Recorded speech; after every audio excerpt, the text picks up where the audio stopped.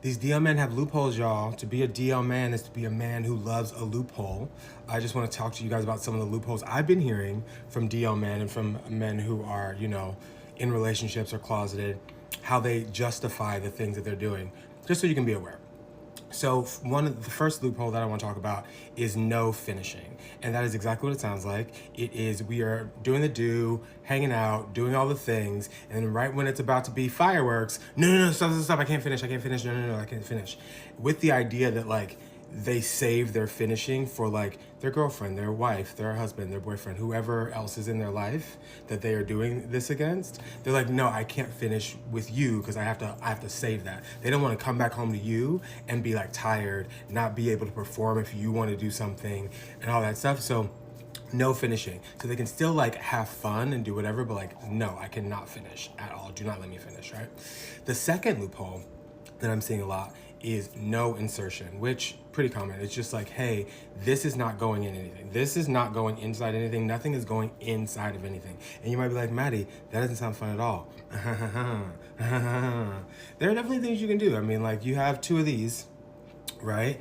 And this does not mean no finishing. In fact, a lot of times guys who are no insertion will finish and they'll like baby bird it to you, if you know what that means. Baby birds. And the last loophole that I see a lot is just spontaneity. It's about being spontaneous. None of these men want to be premeditated gay or premeditated cheating.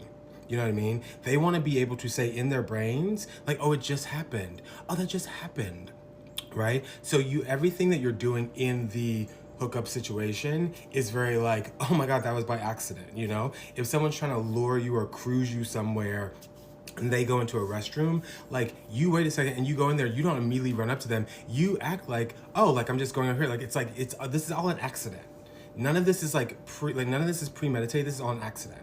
And like, this is also when you see like, let's say you're out somewhere and you're doing something with someone and you're like, oh, like I live right around the corner, let's go over there. And they're like, no, I can't do that. And it's because that to go to a second location is like premeditated and like, no, because that would be like, I'm cheating and I'm not cheating. Like this was an accident.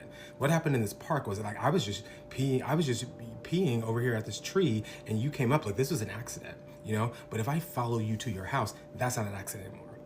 That's premeditated gay. That's premeditated cheating.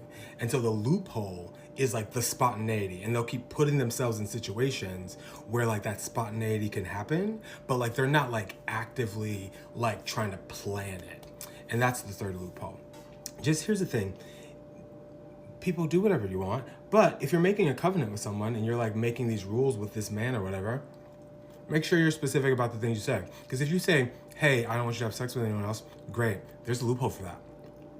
There's a loophole for that. There's a loophole for anything.